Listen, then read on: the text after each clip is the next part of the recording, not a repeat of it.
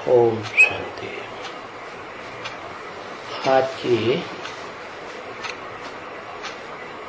प्रातः क्लास चल रही थी 10/7/1967 सोमवार को। दूसरे पेज के मध्यांत में बात चल रही थी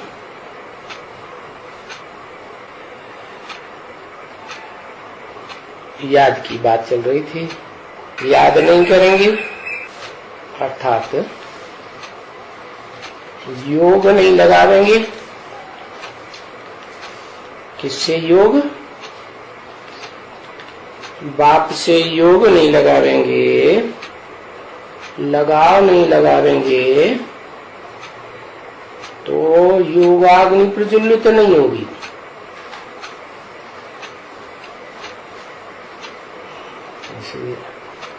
पुराने जमाने में आग प्रज्वलित करने के लिए क्या करते थे? 2 लकड़ियों को घिसते थे, एक दूसरे के ऊपर रख करके, और उसकी लकड़ी के घिसने से आग पैदा हो जाती थी। तो ये भी याद का रहस्य है। ये लक्कड़ बुद्धि की तो बात हो सकती है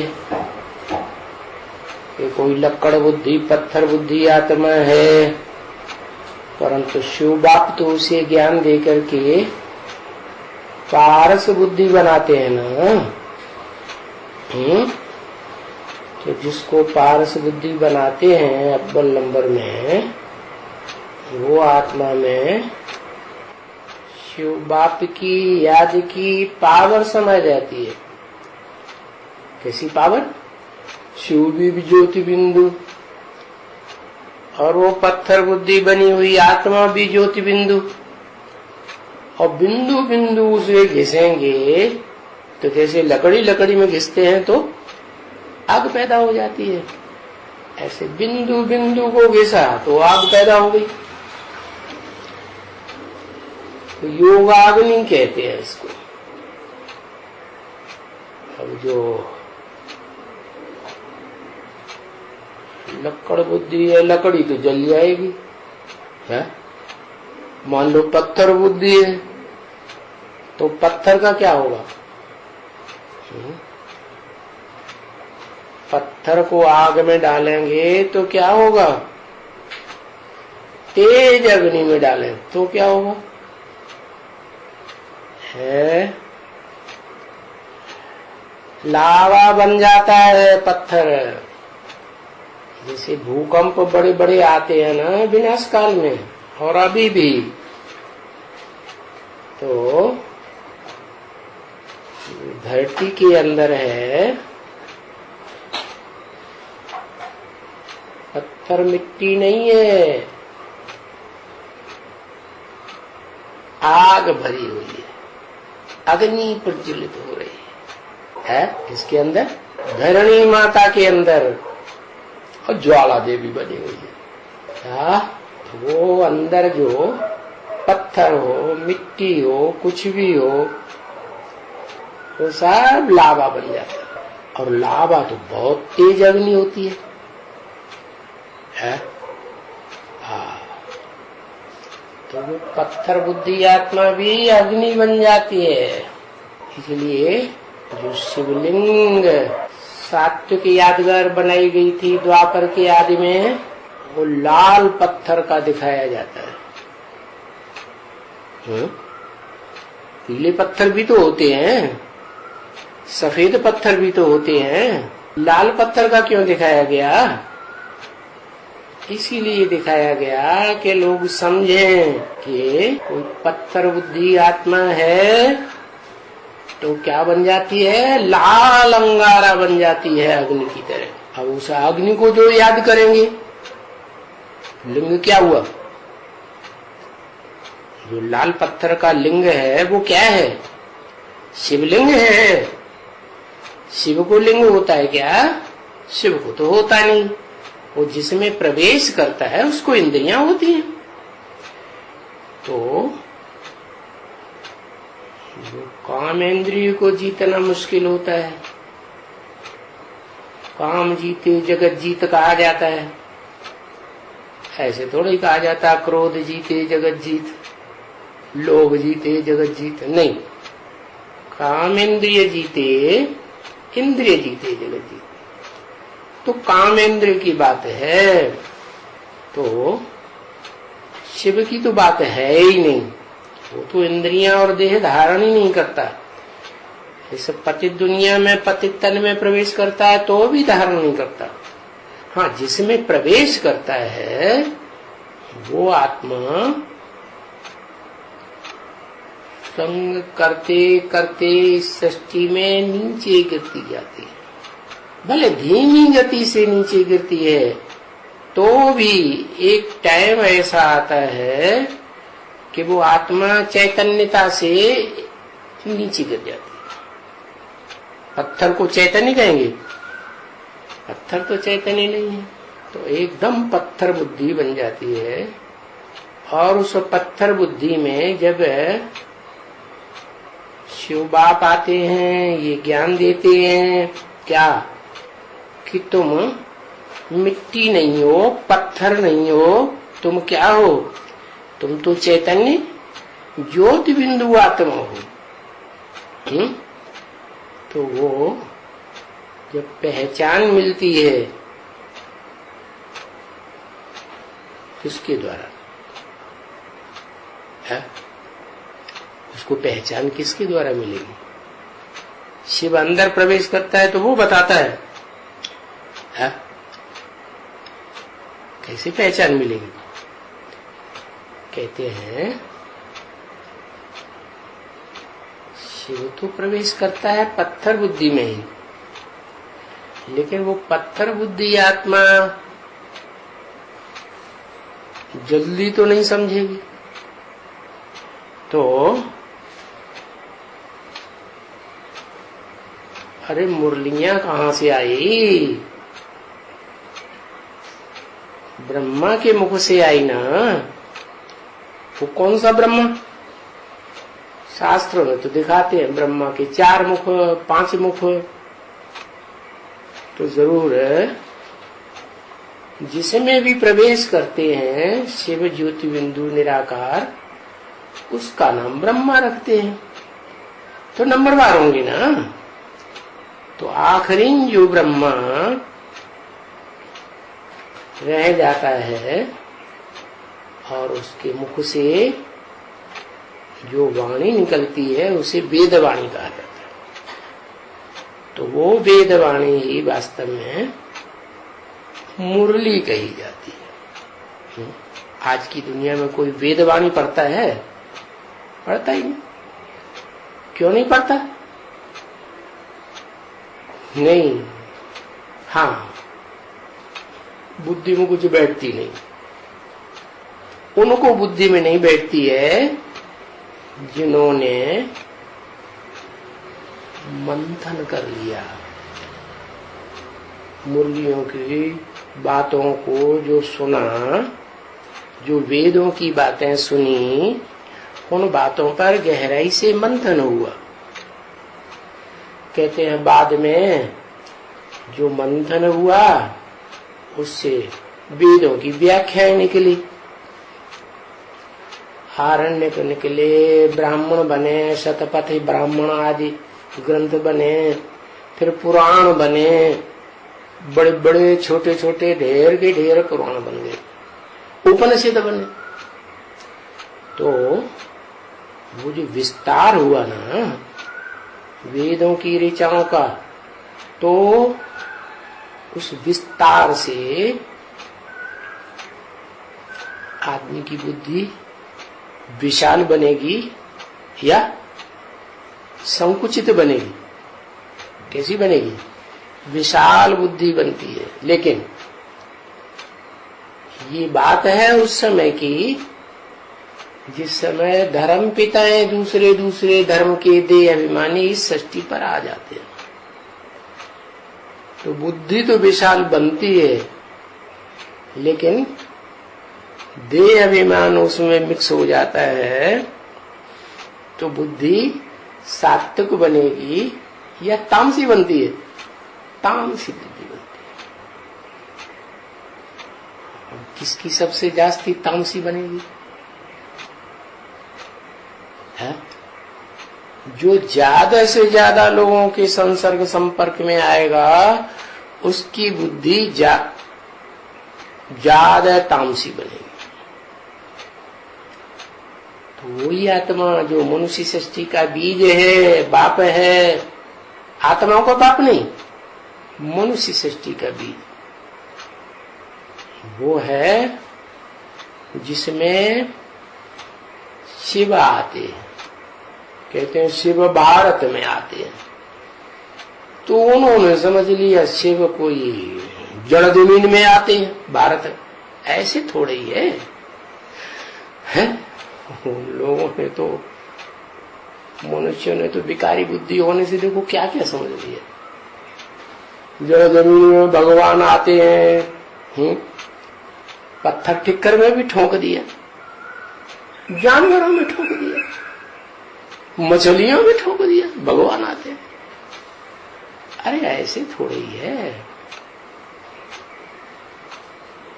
मनुष्य में ही आवेंगे ना। लेकिन मनुष्य उसमें आवेंगे जो दूसरों के बुद्धि के संग के रंग में आते आते उसकी अपनी बुद्धि काम ही नहीं करती। संसार में सबकी बुद्धि में बैठ गया आत्मा सो परमात्मा, शिवोहम ब्रह्मास्मि, अपने कोई सब कुछ समझ लिया। ऐसे ही उस आत्मा की भी बुद्धि में यही बैठता है। क्या जो मनुष्य सृष्टि का बीज है ये पक्का हो जाता है, वो तो हर बात में आगे जाएगी ना। ज्यादा पक्का हो गया कि क्या आत्मा से परमात्मा शिवो, तो उसको क्या कहेंगे? पत्थर बुद्धि कहेंगे टोटल, या सोच विचार करने वाली कहेंगे? है सोच विचार तो कुछ भी नहीं चलता, जैसा सुना दिया वैसा सुन लिया। तो बाप कहते हैं जब ऐसी आत्मा जो इस मनुष्य सृष्टि का बीज है, जिसमें मैं आता हूँ, नाम ब्रह्मा देता हूँ, पहला ब्रह्मा, महत ब्रह्म, परम ब्रह्म, तो वो आत्मा भी पहले कुछ समझ नहीं सकती।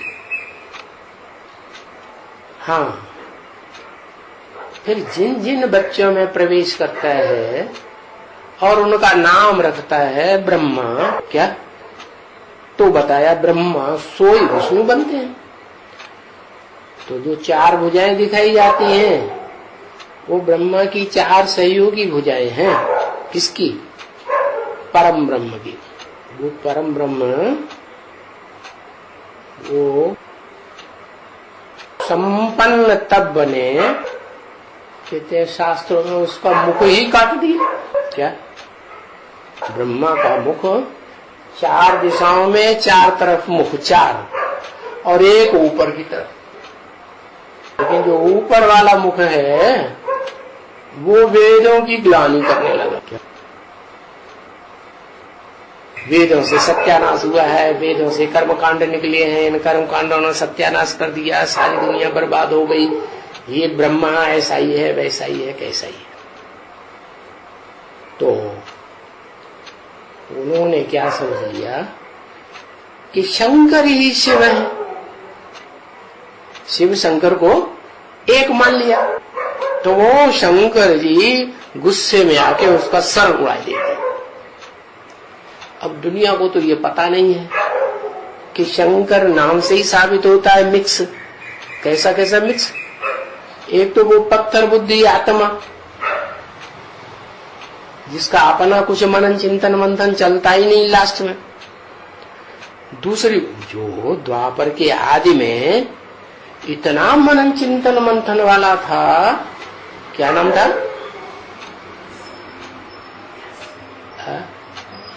महर्षियों में सबसे ऊंचा माना जाता है व्यास। क्या? वही लास्ट कलयुग में आकर के एकदम पत्थर बुद्धि बन जाता है, दूसरों से प्रभावित होते होते होते होते। तो वो तो पहला ब्रह्मा हुआ, लेकिन फिर और नंबरवार जो ब्रह्मा के पार्ट बजाने वाली आत्माएं हैं वो भी पार्ट बजाती है। और पार्ट बजाते बजाते टाइम पूरा होता है, हर चीज का तो टाइम होता है अपना। तो लास्ट जो ब्रह्मा है, क्या, जो सुनी सुनाई बातों पर एकदम बहुत श्रुति, क्योंकि श्रुतियां तो उसी के मुख से निकली थी। जिस ब्रह्मा के मुख से श्रुतियां माने वेद निकले थे, वही ब्रह्मा वाली आत्मा अंत में आकर के पांचवा मुख बनती है। और उस पांचवें मुख से फिर वेद में फिर निकलते हैं। जो आदि में हुआ सो अंत में होता है। और वो वेदवाणी को ही कहा जाता है मुरली, क्योंकि भक्ति मार्ग में उन्होंने भगवान मान लिया कृष्ण को। क्या? कि गीता का ज्ञान देने वाला भगवान कृष्ण है। वास्तव में ऐसा क्यों हुआ? इसलिए हुआ कि सृष्टि के आदि में जब सतयुग शुरू होता है और जो सतयुग में जन्म लेने वाला कृष्ण बच्चा है, पहला बच्चा, पहला पत्ता सृष्टि रूपी वृक्ष का, वो पहला पत्ता 16 कला संपूर्ण, और वहां से सृष्टि नीचे उतरते उतरते कलयुग के अंत तक कलाहीन टोटल प्रत्येक आत्मा बन जाती है। ऐसे तो कलयुग में ही कलाहीनता आने लगती है। क्या? लेकिन सभी आत्माओं में एक साथ थोड़ी आ जाएगी। धीरे धीरे धीरे धीरे जब तक शिव बाप इस सृष्टि पर उतरते हैं तब तक कलाहीन, कला काया सारी चट। कैसी चट? जो गाते हैं मुझ निर्गुण हारे में कोई गुण नहीं, ऐसी आत्मा बन जाती है। तो आखिरी मुख ब्रह्मा का प्रत्यक्ष होता है, उसके मुख से जो वेदवाणी निकलती है, लोग समझते हैं वेद सबसे पुराने हैं, लेकिन वेद पुराने नहीं हैं। वेद जो हैं उनमें फिर भी मैच्योरिटी है। क्या? जो असली चीज है वो तो गीता है, और गीता मनुष्यों की लिखी हुई है, उसमें तो कृष्ण का नाम डालने दे सारा सत्यानाश कर दिया, उल्टा हो गया। तो लोग जानते भी हैं कि जो भी धर्म पिताएं आए वो तो मुख से डायरेक्ट बोलते हैं, कोई किताब थोड़ी लिखते हैं धर्म ग्रंथ। ऐसे ही शिव बाप इस सृष्टि पर आते हैं, जैसे धर्म पिताएं निराकार ज्योति बिंदु आते हैं, वैसे शिव बाप भी आते हैं। अंतर यह है कि और आत्माएं जो भी हैं, चाहे धर्म पिताएं हों, चाहे देवताएं हों, चाहे दैत्य हों, चाहे मनुष्य हों, ऋषि मुनि हों, वो सब भोगी आत्माएं होती है। क्या? इस सृष्टि में इंद्रियों से भोग भोगते भोगते नीचे उतरती है, और शिव बाप आकर उनको आप समान नंबरवार अभोक्ता बनाता है। तो जरूर कोई अव्वल नंबर में अभोक्ता बनता होगा। तो कौन बनता है? वही जिसमें पहले पहले प्रवेश किया, वही आत्मा जो पांचवा नंबर ब्रह्मा, अंतिम नंबर प्रत्यक्ष होता है। ब्राह्मणों की दुनिया में जिससे ब्राह्मण तैयार होते हैं। ब्रह्मा की औलाद माना ब्राह्मण। तो वो ब्राह्मण जितने ब्रह्मा के मुख हुए हैं, जब से आदि हुआ, तो कुछ ने तो सुना होगा ना, कोई की किस ब्रह्मा के ऊपर आस्था बैठी, कोई किस ब्रह्मा के ऊपर आस्था बैठी, बैठेगी नहीं। तो वो आत्मा सारी की सारी आखिरी ब्रह्मा के पास आके इकट्ठी हो गई। क्या जिसका मुख कट गया उसके फॉलोअर्स भी, वो भी, और सारे के सारे ब्रह्मा के द्वारा माने दादा लेखराज के द्वारा जो वाणी उच्चारित होती है वेदवाणी, वो वेदवाणी को मुरली नाम दे करके सुनते हैं। मुरली नाम इसलिए देते हैं कि भक्ति मार्ग में लोग समझते हैं कि कृष्ण ने मुरली बजाई, कृष्ण का नाम डाल देते हैं। लोगों की श्रद्धा बैठी हुई है कृष्ण के ऊपर, तो मुरली तो नाम दे दिया, लेकिन काठ की मुरली, मुरली काई की? काठ की। अब उन्हें पता ही नहीं है क्या मुरली नाम दें या न दें।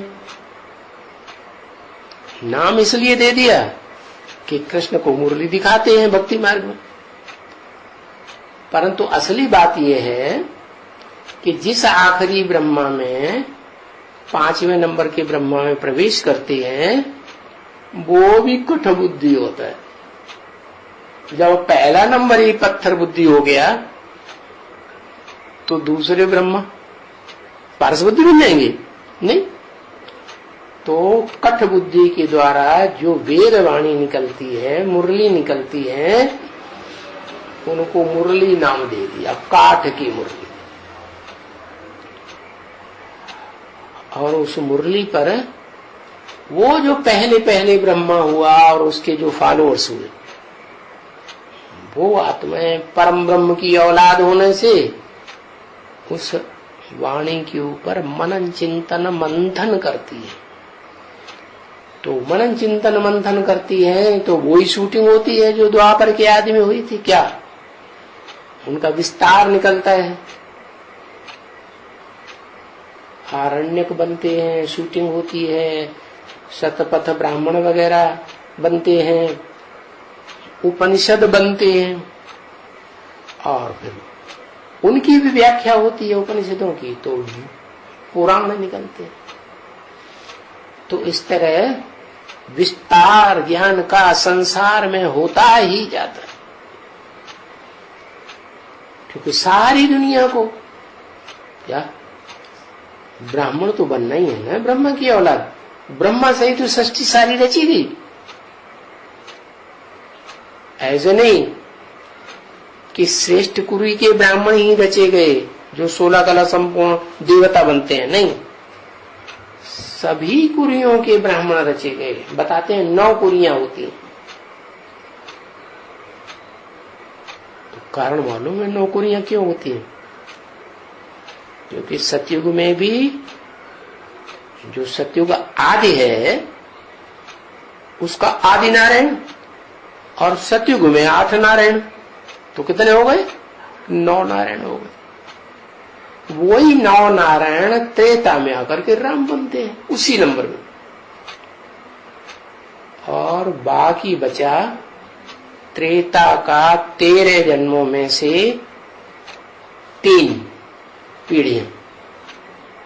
तो उन 3 पीढ़ियों में, हाँ, उन 3 पीढ़ियों में कौन सी आत्माएं राजाएं लेती है? वो आत्माएं राजाएं लेती हैं जो पहले ब्रह्मा से पहले के 4 पुत्र पैदा हुए दिखाते हैं, सनातन, सनंदन, सनत कुमार।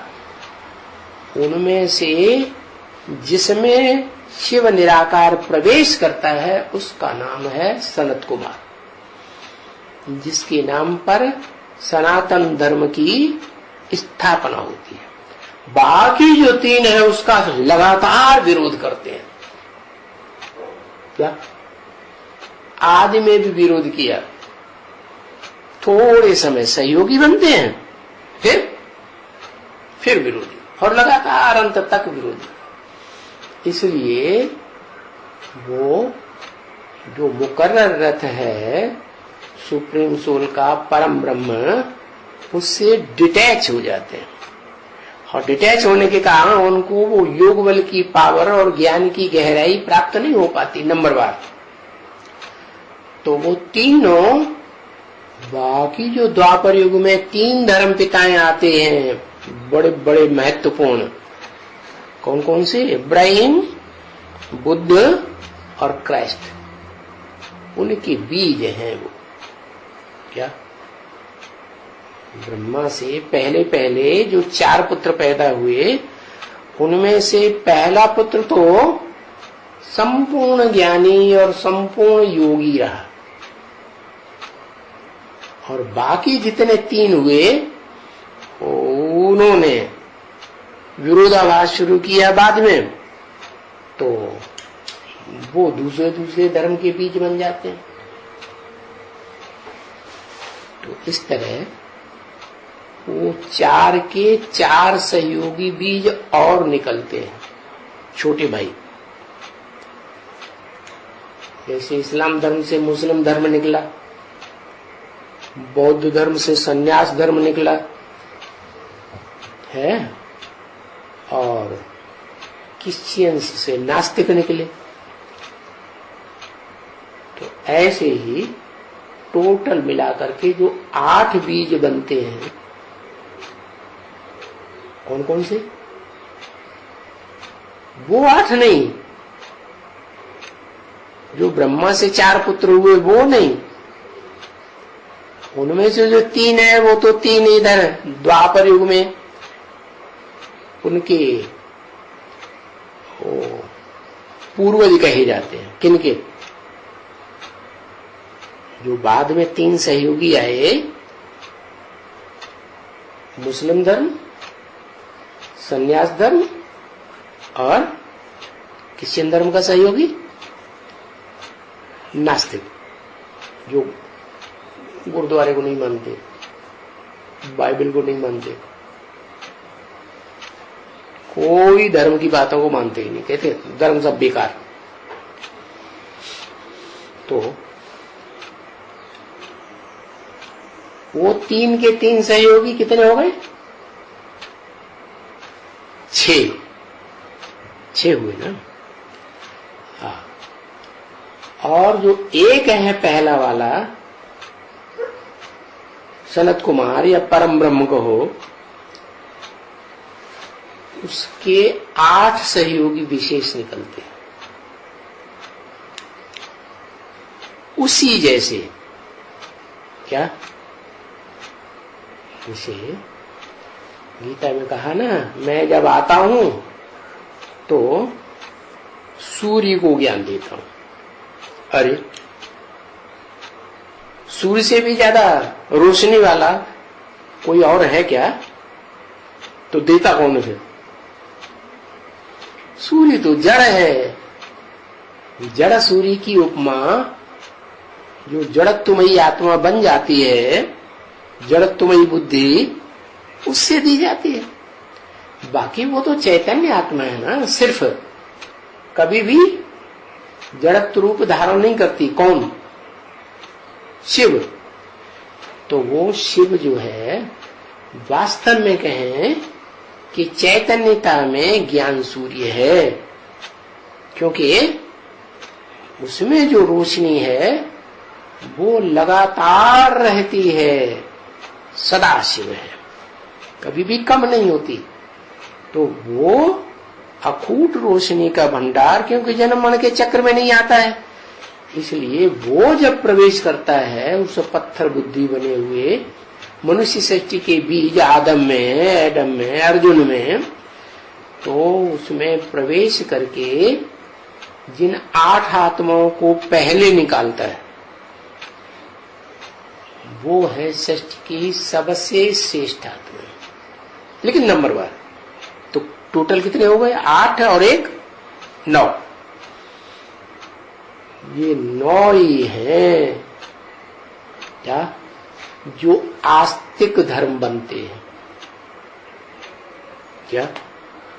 ये 9 के 9 बीज हैं और 9 बीजों की 9 जड़ें भी होंगी षष्ठी रूपी वृक्ष में। जड़ें माने आधार, जिन आधार के ऊपर सारा वृक्ष टिका रहता है। क्या वृक्ष बीज के ऊपर टिका रहता है? किसके ऊपर टिका रहता है? जो जड़ें फैलती हैं ना, उनके ऊपर टिका रहता है, तो वो आधार हो गई। तो ये जो नारायण बनते हैं सतयुग में, 9 नारायण हुए ना टोटल। सतयुग आदि वाला आदि नारायण और 8 नारायण, और जिनमें पहला है कृष्ण, 16 कला संपूर्ण। बाकी तो फिर कलाएं नीचे गिरती चली जाती हैं, गिरते गिरते 14 कला आखिरी नारायण बन जाता है। तो वो ही 9 नारायण जो हैं, वो फिर द्वापर युग जब शुरू होता है तो 9 धर्म पिताएं आते हैं। क्या? 8 समझ लो पहले। उनके उन नारायणों का आधार ले लेते हैं। क्योंकि नारायणों वाली आत्माएं पहले से जन्म लेती आ रही है, इसलिए कमजोर हो जाती है। तो कमजोर आत्माओं में, लेकिन श्रेष्ठ आत्माएं तो है ना, पुरानी है ना, तो उन श्रेष्ठ पुरानी आत्माओं में वो धर्म पिताएं प्रवेश करते हैं। कौन कौन? इब्राहिम, सतयुग का जो दूसरा नारायण है, इब्राहिम और बुद्ध, क्राइस्ट और शंकराचार्य संन्यास धर्म। फिर मुस्लिम धर्म आता है, मोहम्मद, और बाद में आते हैं सिख और फिर आर्य समाज, महर्षि दयानंद। तो ये 7 हुए ना, है? तो 7 धर्म पिताएं तो ये प्रवेश करके 7 आस्तिक धर्मों की स्थापना करते हैं। और 2 ऐसे हैं जो इन विधर्मियों के चक्कर में उतना नहीं आते। माने भारतवासी सब प्रभावित तो होते हैं, लेकिन नंबरवार नारायण है ना, इसलिए नंबरवार प्रभावित होने वाली आत्माएं। तो आदि नारायण और उसका बच्चा कृष्ण, सतयुग की आदि वाला 16 कला संपूर्ण, ये 2 आत्माएं ऐसी हैं जो सूर्य के ज्यादा, जो ज्ञान सूर्य चैतन्य है ना, शिव, और वो शिव जिसमें प्रवेश करता है मुकर्रर रूप से मनुष्य सृष्टि के बीज में, उस बीज में ज्यादा प्रभाव आ जाता है शक्ति का, ज्ञान का भी और योग का भी। तो वो 2 आत्माएं निमित्त बन जाती है सूर्यवंश और चंद्रवंश की। तो कितने हो गए? 9 धर्म हो गए ना, है? तो 9 धर्मों के ये जो 9 नारायण हैं वो जड़े हैं और उनके 9 बीज हैं। है क्या? बीज भी 9। दुनिया में सूर्यवंश, चंद्रवंश, इस्लाम वंश, बौद्ध वंश, क्रिश्चियन वंश, संन्यास धर्म, सिख धर्म, आर्य समाज। क्योंकि आर्य समाज भी तो नास्तिक तो नहीं है, एकदम अर्धनास्तिक तो है, क्योंकि वो निराकार को मानेंगे, किसी साकार को भगवान नहीं मानते। फिर भी मानते तो हैं, ऐसे तो नहीं भगवान को नहीं मानते। तो 8 वो और 2 आदि वाले, कितने हुए? 9 बीज। तो ये 9 जो हैं बीज आत्माएं ऐसी हैं जो, उनमें से एक अव्वल नंबर है जो सर्वोपरि, और बाकी जो 8 हैं वो 8 दिशाओं को कंट्रोल करते हैं। ऊपर है वो एक, वो कंट्रोलिंग की पावर लेता ही नहीं संगम युग में, इसलिए उसका नाम दे दिया है क्या, आदिदेव शंकर। कहते हैं शंकर तो स्वतंत्र रहना चाहता है, स्वतंत्र हो और स्वतंत्र रहने दो, न किसी के अधीन रहो न किसी को अधीन करो, स्वतंत्र छोड़ दो। सुप्रीम सोल शिव बाप भी यही बात आके सिखलाते हैं, जिसमें प्रवेश करते हैं उसकी आत्मा को कंट्रोल नहीं करते, आत्मा स्वाधीन रहती है, अच्छा पुरुषार्थ करे या बुरा पुरुषार्थ करे, लेकिन शरीर को कंट्रोल करता है, रथ को कंट्रोल करता है। शरीर में जो 9 इंद्रियां हैं, 10 इंद्रियां, उनको कंट्रोल करता है। ये क्या 9 इंद्रियां 10 इंद्रियां 2 तरह की क्यों बता दी है? पता है नहीं। 5 ज्ञानेंद्रियां तो क्लियर है, क्या सबसे श्रेष्ठ आंख, फिर कान, फिर नाक, फिर स्वाद इंद्रिय जिह्वा, और फिर स्पर्श इंद्रिय है। तो स्पर्श से पता चलता है ना, है? ये चीज बड़ी कठोर है, ये चीज बड़ी मुलायम है, तो ये ज्ञान देने वाली इंद्रियां हैं। और 5 हैं कर्म इंद्रियां। कौन कौन सी? 2 हाथ, उसको कहेंगे हाथ, पांव, और गुदा, और काम इंद्रिय, 4 हुए। और एक इंद्रिय वो है जो पुरुषों में नहीं होती है, क्या? जन्म देने वाली, जननेन्द्रिय कहते हैं, जननी जिसे कहा जाता है माता। तो 10 इंद्रियां हो गई। हर आत्मा के साथ ये होती है, क्योंकि आत्मा स्त्री का जन्म भी लेती है और पुरुष का भी जन्म लेती है। जब स्त्री का जन्म लेती है वो इंद्रिय मर्ज हो जाती है, और पुरुष का जन्म लेती है तो वो जननेन्द्रिय मर्ज हो जाती है पुरुष। तो इस तरह ये 10 इंद्रियां और उनको कंट्रोल करने वाला एक मन,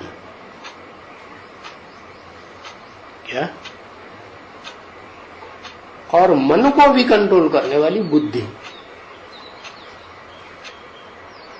ये हरेक मनुष्य मात्र में ये जरूर रहते हैं, चाहे वो शरीर भी छोड़ दे तो भी आत्मा के साथ इंद्रियां जाएंगी, इंद्रियों की शक्ति जाएगी, मन की शक्ति जाएगी, बुद्धि की शक्ति जाएगी, और ये टोटल मिलाकर के बनता है अहंकार। क्या? ये बस 9 इंद्रियों की ताकत है, सोचने विचारने की ताकत है? समझ शक्ति है, क्या? परख शक्ति जिसे कहते हैं, निर्णय शक्ति, बुद्धि।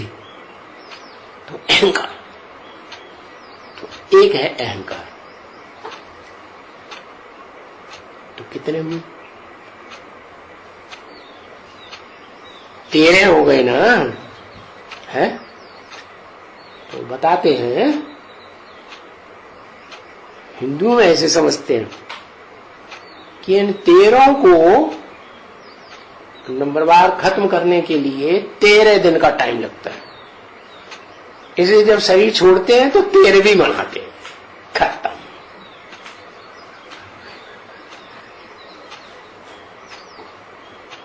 क्या? मामला क्लियर हो गया। तो ये हर प्राणी में नंबरवार इंद्रियां होती हैं, या सब में एक जैसी नहीं हो, लेकिन मनुष्य में ये इंद्रियां जरूर होती हैं, बताया ना। तो मनुष्य सबसे श्रेष्ठ हुआ।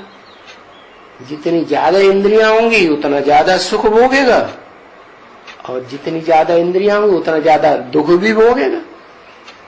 हाँ, आत्मिक स्थिति में रहता है तो सुख भोगता है।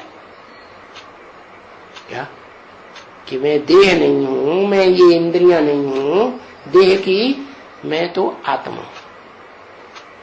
और जब देहभान में रहता है तो ये जो है दुखदायी बन जाते हैं। तो देवात्माएं भी नीचे उतरती हैं जन्म लेते लेते, और जो त्रेता के क्षत्रिय आत्माएं हैं वो भी नीचे उतरती हैं। द्वापर के जो वैश्य हैं धंधादौरी करते हैं, क्या वैश्यों का काम क्या है? विशेष बनते हैं ना, तो उन्हें कर्म करना पड़ता है।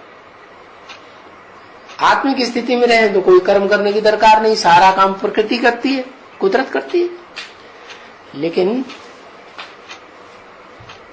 देहभान में जब से आते हैं कि मैं देह हूं, तो ये सुख और दुख दोनों भोगने पड़ते हैं। पहले सुख थोड़ा सतयुग में ज्यादा ही था, अंतिम जन्म में भी सुख ज्यादा था। सतयुग त्रेता दोनों में 21 जन्म में मिला के, और फिर द्वापर युग द्वैतवादी जब शुरू होता है, तब कब शुरू होता है? जब दूसरी धर्म पिता इस सृष्टि पर उतर आता है, इब्राहिम। और वो जब उतरता है तो बता दिया कि सतयुग का जो नारायण है ना, उतरती कला वाला, कृष्ण तो 16 कला संपूर्ण, लेकिन उसका जो बच्चा बनेगा वो उतरती कला का बनेगा, तो चौथाई कला जरूर कम से कम होगी। तो ऐसे नंबरवार कलाएं उतरती जाती हैं हर नारायण की। वही नारायण वाली आत्माएं यहाँ द्वापर में आकर के, कलयुग में आकर के कमजोर बन जाती हैं, और उनमें धर्म पिताएं टाइम टू टाइम नंबरवार प्रवेश करते हैं। तो वो जो बीज था मनुष्य सृष्टि का, सबसे पावरफुल बन गया था। शिव ने उसमें प्रवेश किया था मुकर्रर रूप से। सदा तो नहीं प्रवेश करता है, वो तो एक टाइम पे आता है रिहर्सल के लिए, और रिहर्सल करा के 5000 वर्ष के ड्रामा की चला जाता है। तो जब वो चला जाता है तो वो बीज वाली आत्मा जो मनुष्य सृष्टि का बीज है वो भी नीचे गिरती है। क्या? किसके संग के रंग से? ऊपर से जो आत्माएं आती है ना सतयुग के कृष्ण के साथ, राधा कृष्ण वाली आत्माएं सतयुग के आदि में जो 16 कला संपूर्ण जन्म लेती हैं, उनके साथ साथ और जो ढेर की ढेर आत्माएं उतरती हैं, उनके संग के रंग में आके वो भी मेरे बच्चे मेरे बच्चे। पता तो लगता है कि मेरे बच्चे हैं, इनको वर्षा देना है। तो मोह जो है, मोह सकल व्याधि न कर मूला, ऐसे रामायण में बोल दिया। तो वो मोह जो है देह का लग जाता है, और वो नीचे उतरते उतरते नीचे उतरते उतरते आखिरी जन्म में आके वो आत्मा जब जीरो में आ जाती है कलाओं में, तो जीरो में आने से पहले ही क्या शिव बाप कहते हैं कि जो संपूर्ण मनुष्य सृष्टि का जो विराट रूप है, कौन? जिसे विष्णु कहा जाता है। 4 भुजाएं विष्णु की, और एक उनको कंट्रोल करने वाला सर में बैठा हुआ मनुष्य सृष्टि का बीज। तो वो विष्णु वाली आत्मा जो सृष्टि के आदि में थी, एकदम आदि में, कलातीत कल्याण कल्पांतकारी का सुख भोग रही थी। क्या 16 कलाओं का सुख नहीं, 16 कलाओं से भी ऊंची स्टेज का सुख जो शास्त्रों में गाया हुआ है। क्या अतीन्द्रिय सुख पूछना हो तो गोप गोपियों से पूछो। तो वो अतीन्द्रिय सुख पाने वाला जो विष्णु वंश है, जिसे सूर्यवंश कहें, वो सूर्यवंशी आत्माएं, विष्णु वाली आत्मा खास अंतिम जन्म में जो 0% आने से थोड़ा रह जाता है। क्या थोड़ा, क्या जो रह जाता है उसमें कोई जान नहीं। चोटी, चोटी के बालों में जान होती है? नहीं। चैतन्यता नाम की चीज नहीं, पत्थर बुद्धि जैसा। बस विराट पुरुष का वो ही स्वरूप रह जाता है इस सृष्टि में जो थोड़ा शिव बाबा का नाम निशान बचता है, जो शिव बाबा ने आके सृष्टि स्थापन की थी सूर्यवंशियों की। माना पक्का भारतीय, जो भारतीयता में निश्चय रखने वाला। एक आत्मा ऐसी बचती है, वो ही चोटी पकड़ करके फिर खींचता है। कहां के लिए? फिर सतयुग से क्रॉस करके वो ही संगम युग में ले जाने के लिए। तो जो नीचे उतरने वाली आत्माएं हैं मनुष्य सृष्टि की, वो उसके पीछे पीछे फिर नंबरवार जाएंगी ना, ऊपर चढ़ती है। और ऊपर चढ़ते चढ़ते जिनको क्रॉस करना होता है वो क्रॉस कर जाती है पूरे चक्कर को, माने चारों युगों को। चारों युगों को क्रॉस करने वाली आत्माएं जो हैं वो बीज हैं इस सृष्टि के, जो 108 बीज मुख्य कहे जाते हैं, जो बड़े बड़े राजाएं बनते हैं इस सृष्टि रूपी रंगमंच का। वो ही बीज रूप आत्माएं हैं जो रुद्रमाला के मणके कहे जाते हैं। क्या ये ज्ञान जो चलता है वो ज्ञान कहां से शुरू होता है? देने वाला कौन? कहते हैं रुद्र। क्या शिव बाबा कहते हैं मेरा नाम तो एक ही है, मेरी बिंदी का नाम है, निराकार बिंदी का नाम है शिव। वो कभी बदलता नहीं। हाँ, जब मैं शरीर में प्रवेश करता हूं तो परम ब्रह्म की स्थापना के साथ साथ बड़ी अम्मा के रूप में कार्य करना शुरू करता है। तो उस कार्य के साथ साथ जो देहधारी पुरुष है, पुरुष तन में ही प्रवेश करते हैं ना, तो वो रौद्र रूप धारण करने वाला है। इसलिए उसका नाम पड़ता है महारुद्र। कौन कौन महा कब कहा जाता है? जैसे ब्राह्मणों को कहा जाता है महाब्राह्मण। क्या तो जो सबसे नीची कोटि के ब्राह्मण होते हैं उनको कहते हैं महाब्राह्मण। क्या करते हैं? महाब्राह्मणों को भक्ति मार्ग में जब कोई मर जाते हैं तो उनका कपड़ा लत्ता मकान चीजें वस्तुएं सारी जो कुछ पुरानी चीजें हैं सब उठा करके महाब्राह्मण को देते। ये परंपरा कहाँ की है? परंपरा यहाँ संगम युग की है कि शिव बाप जिस ब्राह्मण चोटी में प्रवेश करते हैं, जिस चोटी को पकड़ के ऊपर खींचते हैं, सब सारा विराट मनुष्य शशि रूपी झाड़ उठ जाता है ऊपर। तो चोटी दमदार होगी ना है? चोटी के बाल जो है दमदार होंगे कि ऐसे होंगे कि चोटी अलग हो जाए और वो नीचे रह जाए? कैसी होगी? है अड़ियल होगी कि सड़ियल होगी? अड़ियल। तो दिखाते हैं कि कंपिल में एक राजा प्रसिद्ध था, पुराने से पुराने जमाने में, ध्रुवपद। उसको कोई संतान नहीं होती थी, तो उसने यज्ञ किया और वो यज्ञ कुंड की यादगार द्रौपदी कुंड बताया। उसमें द्रौपदी कुंड में बताते हैं स्वाहा स्वाहा, ये भक्ति मार्ग में द्रौपदी कुंड बनाया हुआ है। वास्तव में है ज्ञान यज्ञ कुंड की बात, जो रुद्र ज्ञान यज्ञ कहा जाता है। उस रुद्र ज्ञान यज्ञ में जो निमित्त बनता है वो ही कुंड है। कुंड माने क्षेत्र, स्थान, जिसमें सब कुछ अर्पण किया जाए।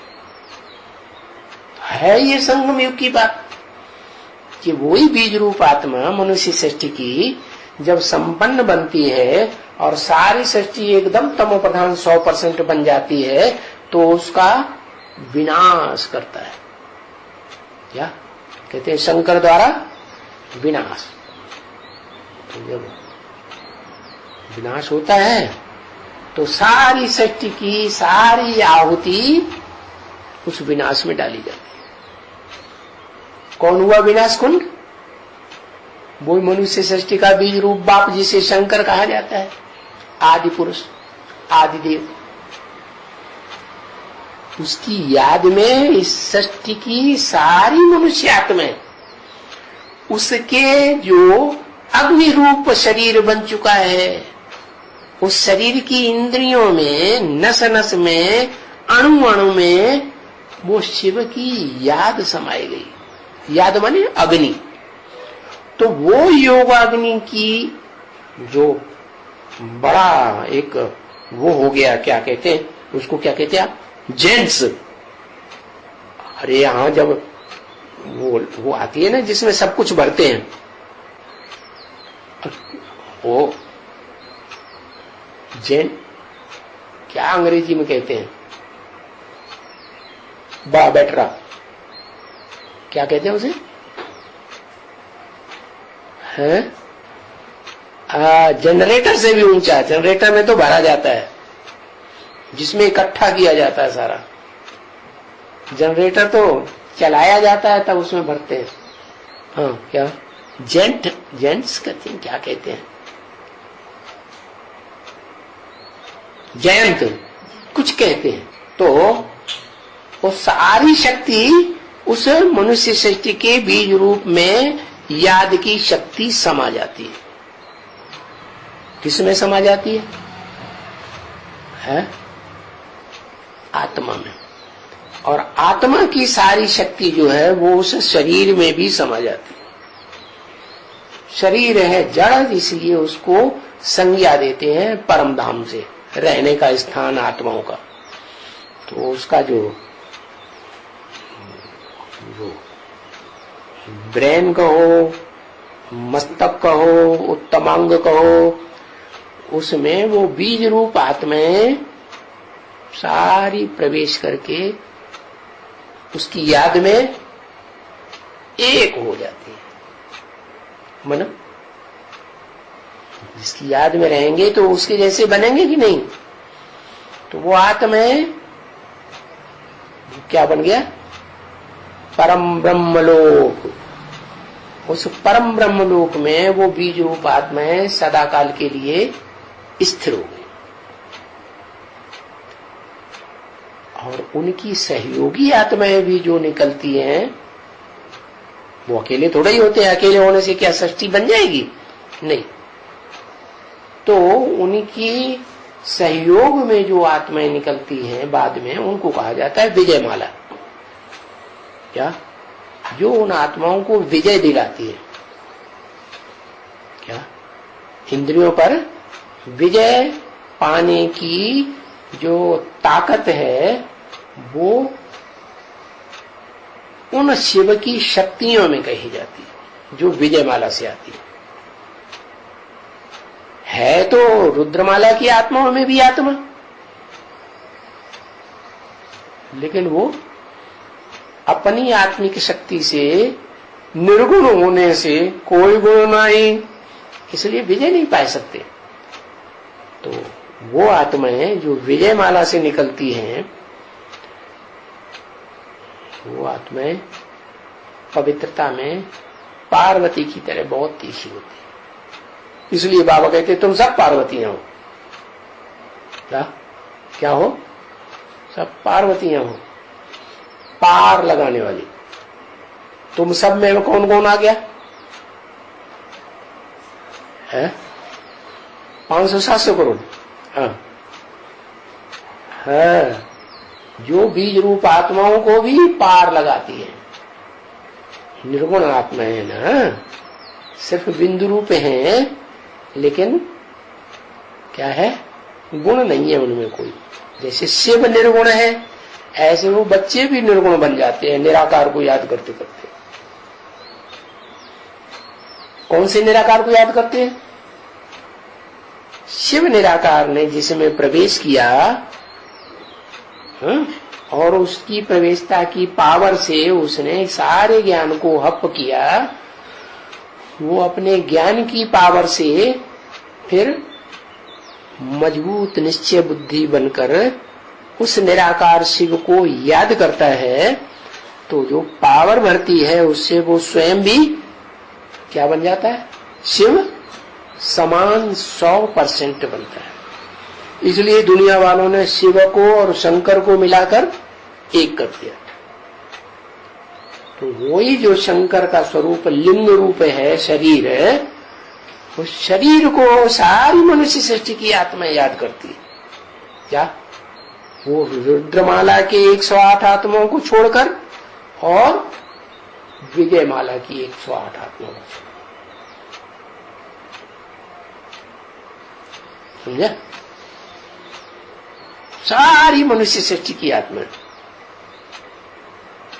तो कैसे याद करती है? आग का गोला जैसा दिखाई पड़ता है। इसलिए एक पुरानी जाति है मनुष्यों की, यहूदी। क्या? वो यहोवा नाम की अग्नि को याद करते हैं। क्या? ऐसी गोल गोल आकार की अग्नि को याद करते हैं कि वो ही भगवान है। वास्तव में इस सृष्टि में साकार रूप में जो भगवान है वो निराकार भी है और साकार भी है, लेकिन निराकार की याद करना मुश्किल होता है। क्या? गीता में भी लिखा है, अव्यक्तात् गतिर दुखम देहवद्भिरवाप्यते। जो अव्यक्त आत्मा है ना, निराकारी आत्मा, निराकारी ज्योति बिंदु, जो सदैव अव्यक्त है, इन आंखों से कभी किसी को दिखाई नहीं पड़ता। मनुष्य सृष्टि का बीज रूप फिर भी दिखाई पड़ेगा। क्या? इन आंखों से भी देखा जा सकता है, लेकिन उसमें प्रवेश करने वाली जो निराकारी आत्मा शिव ज्योति बिंदु है, वो कभी किसी को इन आंखों से दिखाई नहीं देती। तो वो प्रवेश करके उसमें इसी योग की पावर आ जाती है। याद करके किसको याद करता है? उस एक ऊंच से ऊंच आत्मा को, जिसमें त्रिकालदर्शिता का सारी पावर पवित्रता की भरी हुई है। सबसे जास्ती पवित्र चीज क्या होती है? पार्वती। ज्ञान। वो भी कैसा ज्ञान? जो एक आत्मा के द्वारा दिया जाता है। क्या? एक आत्मा के द्वारा दिया जाता है? अच्छा, शिव शंकर के द्वारा नहीं दिया जाता? शिव शंकर भी एक ही व्यक्तित्व है, पर्सनालिटी एक ही है। तो एक के द्वारा जो ज्ञान मिलता है वो ही सच्चा ज्ञान होता है। सत्य को ही ज्ञान कहा जाता है। इसलिए कहते हैं गॉड इज ट्रुथ। क्या? सत्य को ज्ञान कहा जाता है, और जो ज्ञान है वो ही भगवान है। God is truth, truth is God. सच्चाई को ही भगवान कहा जाता है। तो सच्चाई इस मनुष्य सृष्टि में एक ही मनुष्य मात्र से मिल पाती है सारी दुनिया वालों को। किससे? अर्जुन से। क्योंकि अर्जुन देखने में आता है, उसके शरीर रूपी रथ में जो प्रवेश करने वाली निराकार आत्मा है वो देखने में नहीं आती। हाँ, कृष्ण भगवान तो देखने में आता है। कृष्ण के चित्र भी मंदिरों में रखे हुए, लेकिन बचपन के चित्र हैं, क्योंकि बचपन में 16 कला संपूर्ण था, फिर बड़ा हो गया तो बस षष्ठी पैदा करने में लगा तो शक्ति छीन होने लगी। क्या षष्ठी पैदा करने में तो शक्ति छीन होगी ना, सुख भोगेगा इंद्रियों के, तो षष्ठी पैदा होगी। तो उस बड़े रूप को पूजा नहीं होती है। क्या 16 कला संपूर्ण जो नारायण है उस कृष्ण की पूजा नहीं करते हैं। बलि दिखाते हैं, महाभारत युद्ध हुआ, ये हुआ, वो हुआ, लेकिन पूजा नहीं करेंगे। पूजा बचपन की की जाती है। तो उसको उन्होंने शास्त्रकारों ने दिखा दिया। कहां से आया? हाँ, समंदर में एक पीपल के पत्ते पर वो कृष्ण आया। हाँ, पीपल के पत्ते पर आया, गर्भ महल में नहीं आया। हाँ आया, वो गर्भ महल है पार्वती की यादगार, गौरी की यादगार, और जो पीपल का पत्ता है वो उस आत्मा की यादगार है। पीपल के पत्ते रूपी हल्की फुल्की नवैया, जो काठ की नवैया कही जाती है। क्या शिव बाप कठबुद्धि में आता है तो शिव बाप ने इस सृष्टि में नई दुनिया बनाने के लिए मनुष्य आत्माओं को जो नई दुनिया बनाने के लिए ज्ञान दिया, ज्ञान से मुक्ति, जीवन मुक्ति होती है, तो किसके द्वारा दिया?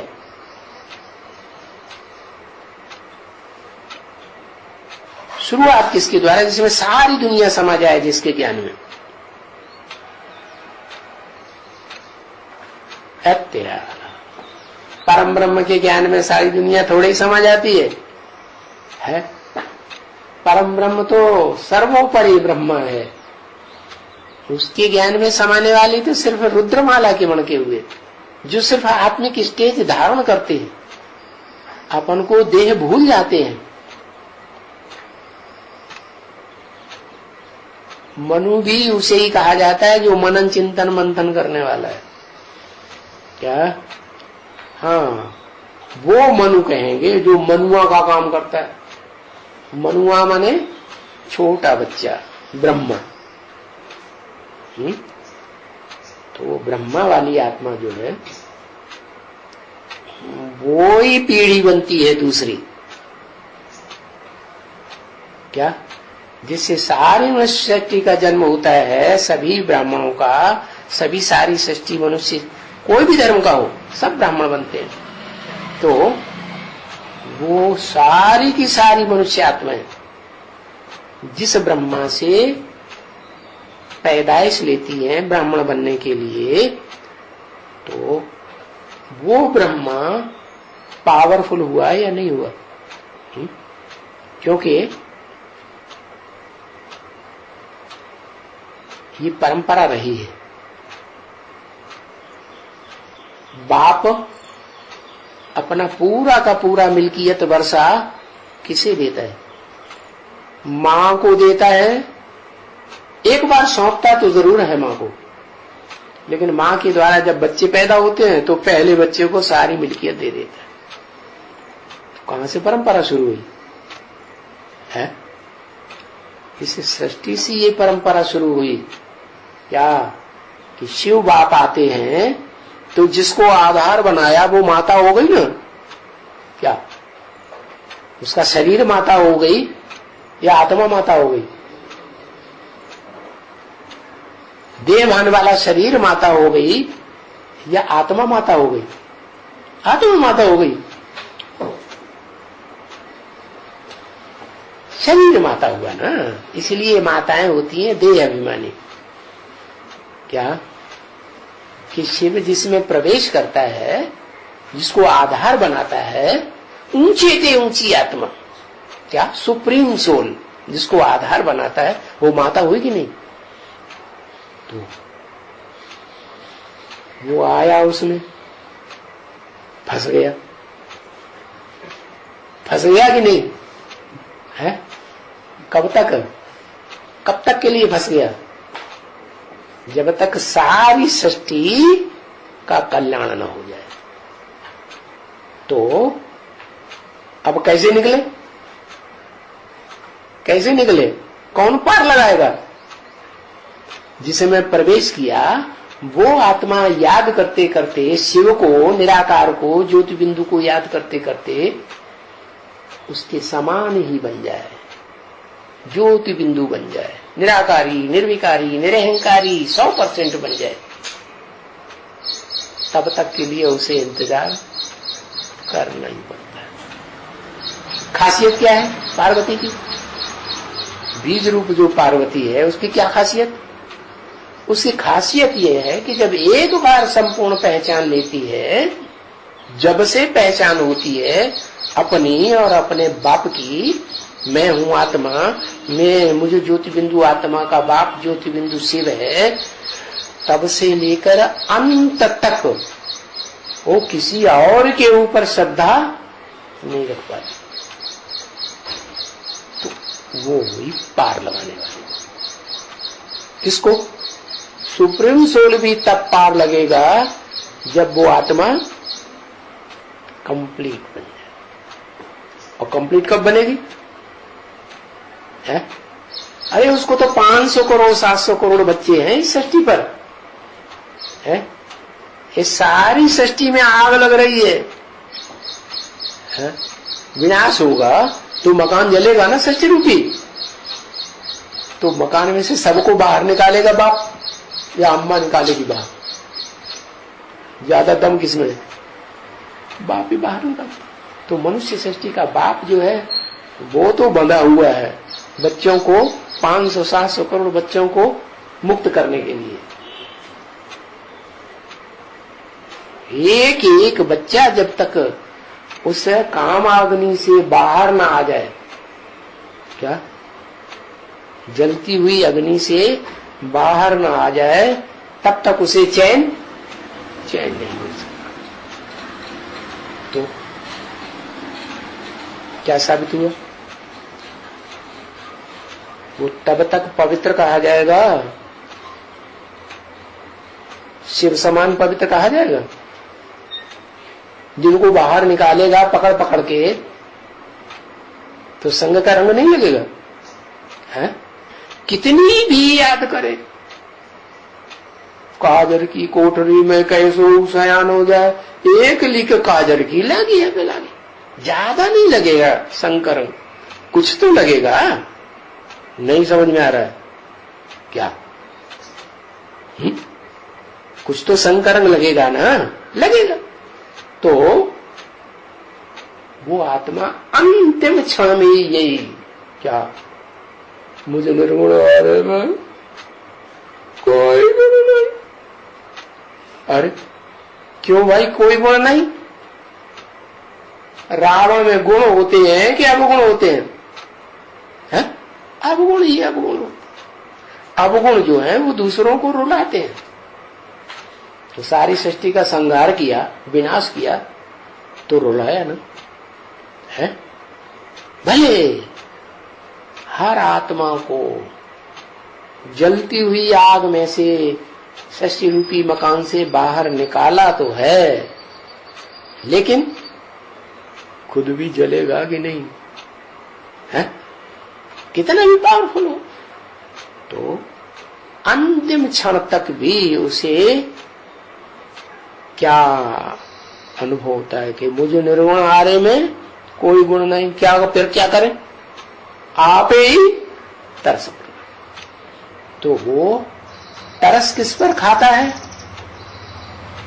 वो किस पर तरस खाता है? हाँ, जिस पार्वती का आधार लिया उसके ऊपर ही तरस खाता है।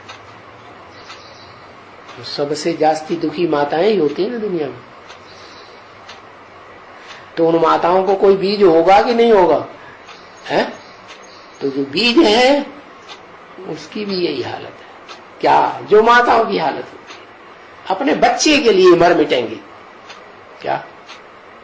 क्या कहते हैं, माता को माता न भवति, बाप को माता को बाप बन जाएगा, भाई को भाई बन जाएगा, बहन को बहन बन जाएगी, लेकिन माता को माता न भवत। कहां से परंपरा शुरू हुई है? ये शूटिंग पीरियड में, संगम युग में ये परंपरा शुरू होती है। तो है वो एक ही आत्मा, क्या,